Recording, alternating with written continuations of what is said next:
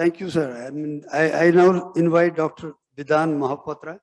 He is known for action research, project management, strategic partnership, design and validation of innovative development models for bringing impact at scale, resulting in reduced poverty and food security for all. Prior to joining IRRI in 2013, Dr. Bidhan has worked at ILO, DJRC, and many other project studies of international agencies like UNDP, FAO, etc., and various ministries of government of India and state governments. He holds a PhD in economics and management degree in HRD. Over to you.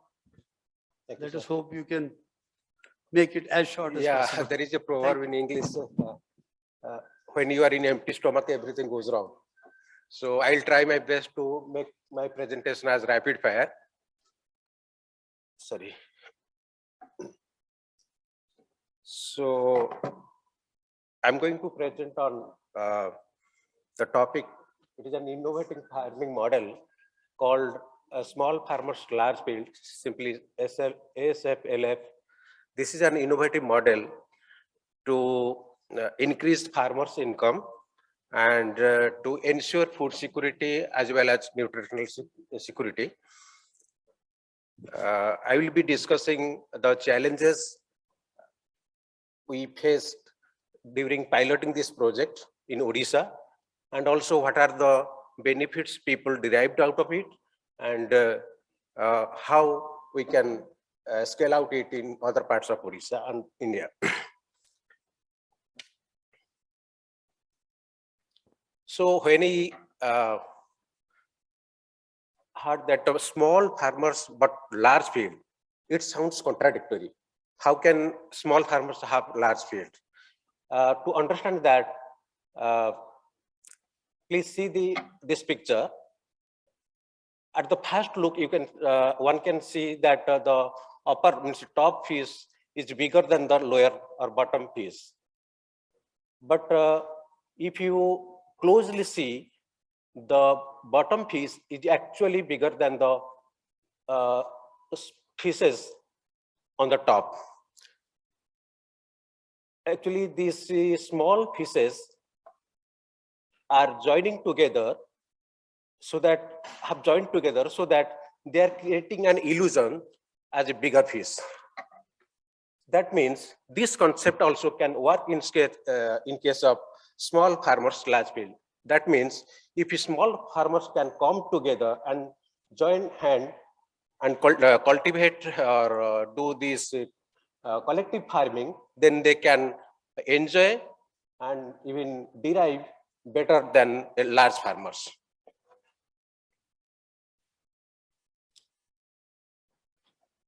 I think this is an older presentation. I don't know how it came. This is an older presentation. I had given a newer one. Anyway, I can continue with this.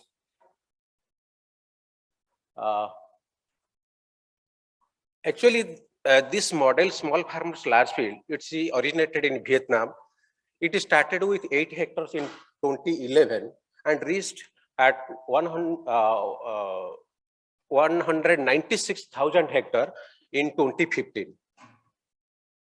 This model of SFLF in Vietnam introduces scale efficiency by developing a system of community farming that pools farmers and small farmers and marginal farmers together, enabling them with the efficient, cost-effective input use, technical knowledge, infrastructure facility that will help to overcome the constraints faced by these small farmers, like accessing inputs, formal credit system, extension, and marketing, etc., etc. To develop this small farmer large scale model, multi-stakeholder engagement is a must.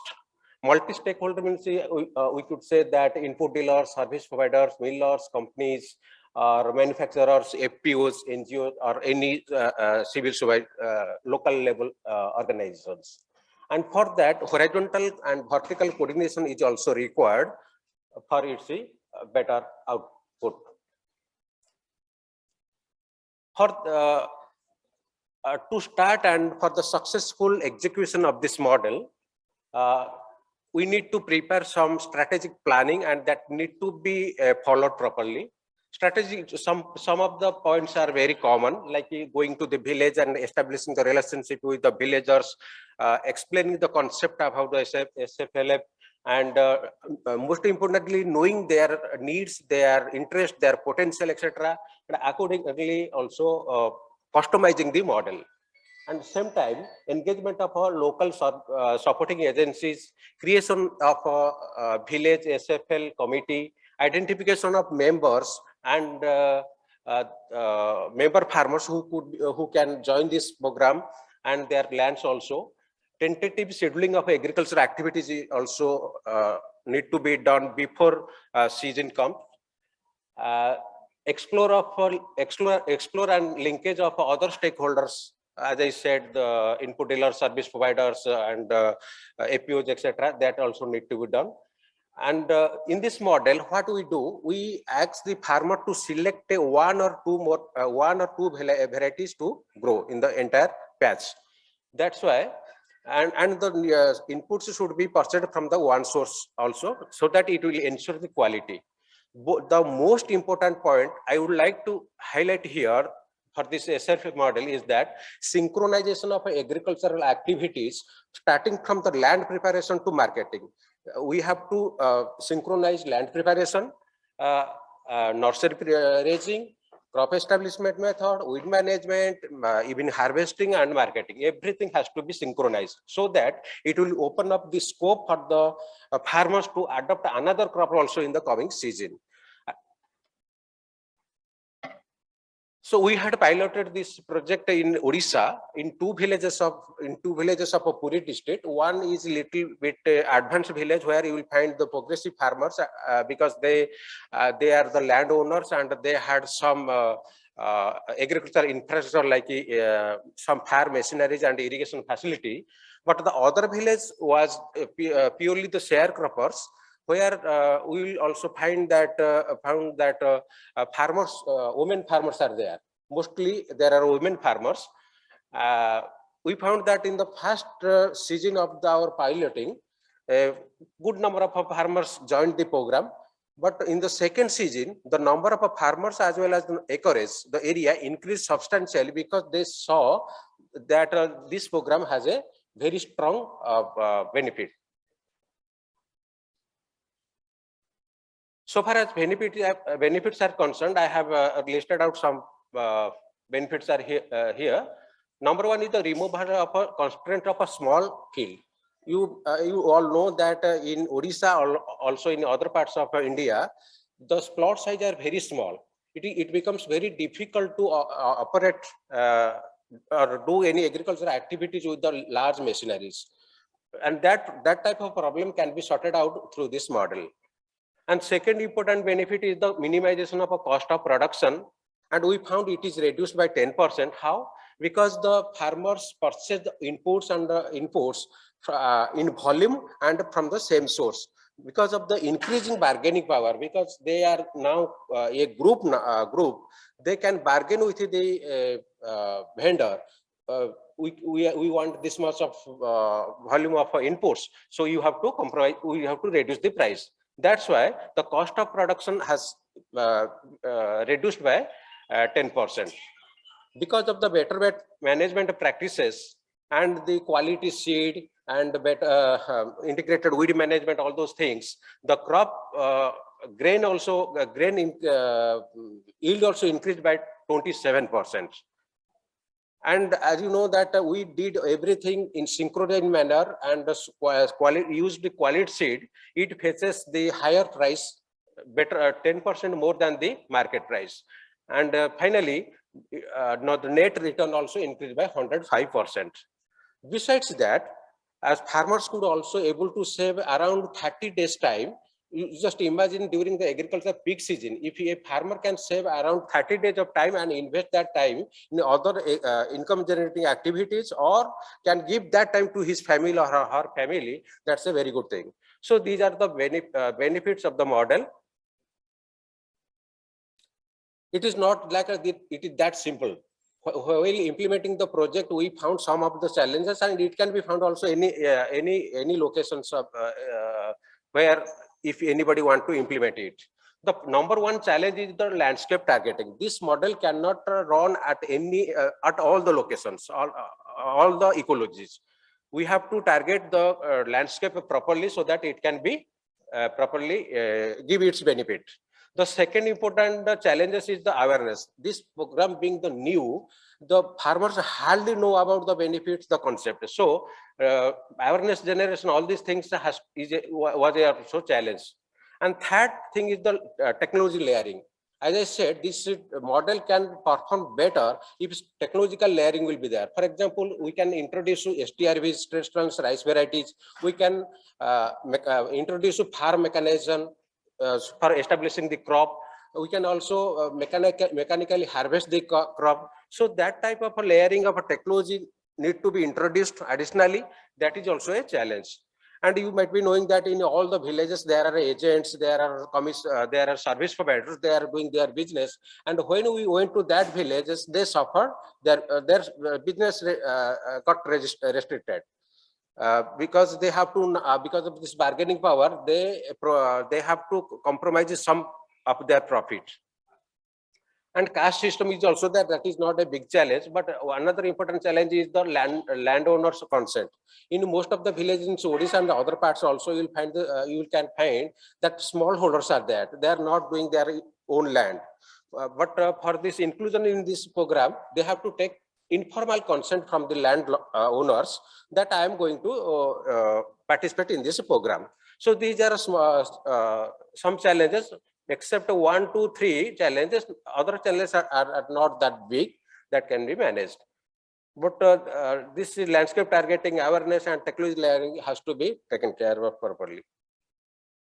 So the key takeaways here, I could say a sustainable farming system can be planned with a suitable and intensified cropping system and livelihood development with a reduced environmental footprint for smallholders upliftment both socially and economically, keeping SFLF as the best model. And this will definitely ensure income, food and nutritional security. However, the expansion and sustainability of this model are not automatic. Initiation and unless until it get streamlined, some sort of capacity building and support is required. So multi-stakeholder engagement is a must. All should join together and so that this model can reach, achieve all its objectives and can also bring sustainability and scale out and scale up. So these are some publications based on the SFLF in Odisha, particularly, not outside Odisha. Thank you very much. So I hope I keep my presentation quick. Thank you. I think, again, one quick question. We don't have more time. Yeah. Thank you very much. I think for me, takeaway from all this is, I think, is this possible that the FPO, which becomes an organization of kind of a small managerial team, becomes a unit which leases the land from the farmers and runs it as a professional unit, and the lease is what they would normally kind of, and so that they don't have to worry on day-to-day management. You take care of choosing the variety, producing the produce and taking it to the market and make the profit.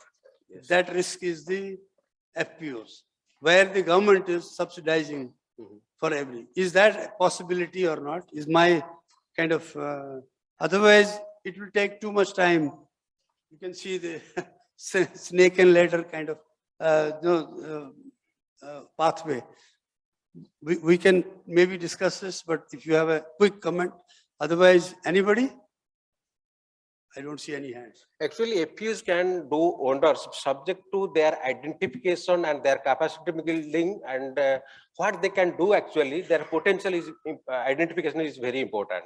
Otherwise, we can find a number of FPOs without properly analyzing their potential, and we are just on paper we will find number of FPOs, but we should think up to which FPO can do what product they can develop, and they can also join in this program so that it can go together very well.